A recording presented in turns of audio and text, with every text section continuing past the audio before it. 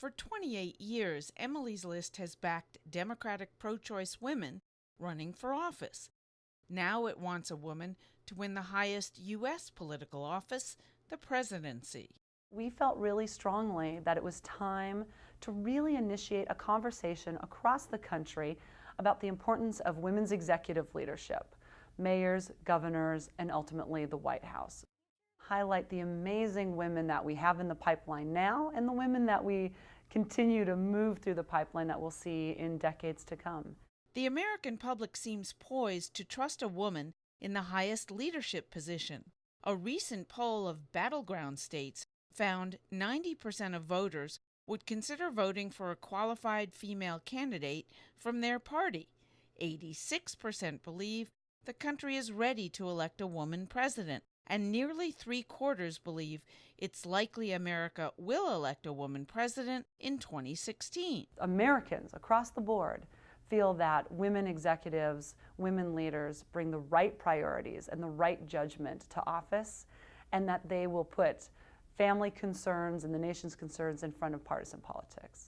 Shriak says social media is a powerful tool for women candidates.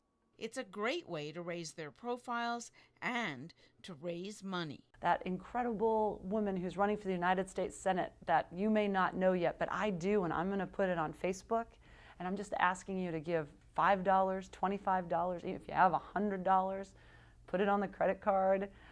That really is the movement of Emily's List. Women and men who are coming together to financially support women candidates across the country. So, does Emily's List have a top pick for the first Madam President?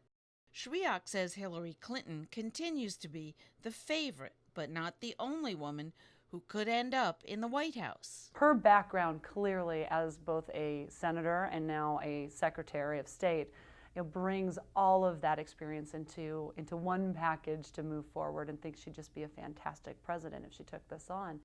But as we look at some of the other women who we think should be considered, folks like Senator Amy Klobuchar and Senator Kirsten Gillibrand, I think the network that they bring to politics, the energy, the passion, is critically important. While Emily's List eyes the White House, Shriak says progress is still needed at the local levels. Of the 100 largest cities in the country, until recently, only 9 had women mayors. I mean, we are actually in better position in Congress, with women being 19% of Congress, than we are by far in mayorships of the largest cities in the country. And with women's issues dominating headlines in state houses across the country, Shriak says Emily's List can't afford to ignore the state legislatures. We are losing ground on so many issues, particularly reproductive rights.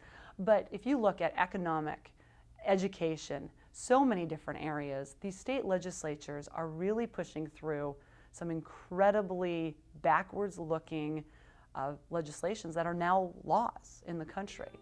And it is something that we are very focused on, and we are actually doubling down on our program to train, recruit, and get women into these legislatures.